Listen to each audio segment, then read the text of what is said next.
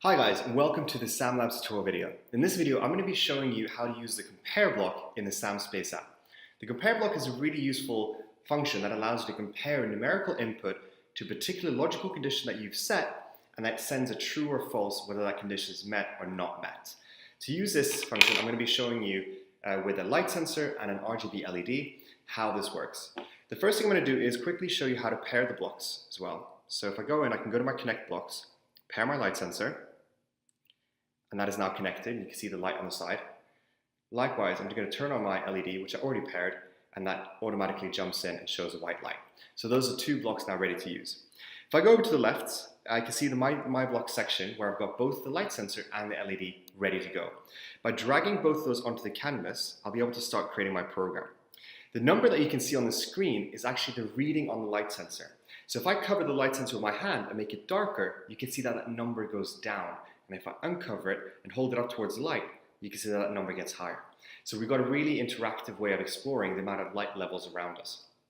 But the system that I want to set up is for this light to turn on when the light sensor drops below a certain value. Kind of like the system that you have in your car for your headlights that turn on at night, or a night light that you might have in the house as well. There's a lot of different systems that use this logic. And of course the compare block can be used in other applications as well, where you want to compare the inputs from a sensor to some sort of a condition and have an output that's triggered from that. So to set up this system, it's really simple. All I need to do is grab my compare block, drag it onto my canvas, and then connect from the light sensor to the compare block, and then to the light.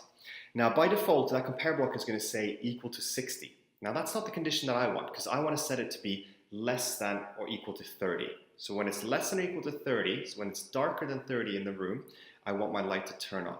So what I'm going to do is just go into the compare block, set the operator to be less than or equal to, and I want the condition here to be 30. So you can see that the actual icon changed, so it's now showing less than or equal to 30, right? And if I cover the light sensor with my hand, I'm lowering my hand there, you'll see that that light then turns on as soon as that number is less than 30. Currently it's reading 19, and 19 is less than or equal to 30, and therefore it's true, and that turns this light on. And if I move my hand away, it turns off. So if you'd connected the light sensor directly to the light, it would just be dimming in and out. But by adding that compare block, we can actually then turn it into a true-false signal that turns the light on or off. It's a really handy tool to know when you're programming in SamSpace. I hope this video has been useful. If you have any ideas or suggestions for other things that you would like to see, let us know in the comments below. Likewise, if you have any questions about this video, do let us know as well. Otherwise, thank you so much for tuning in, and look forward to seeing you in the next video. Thank you so much. Take care.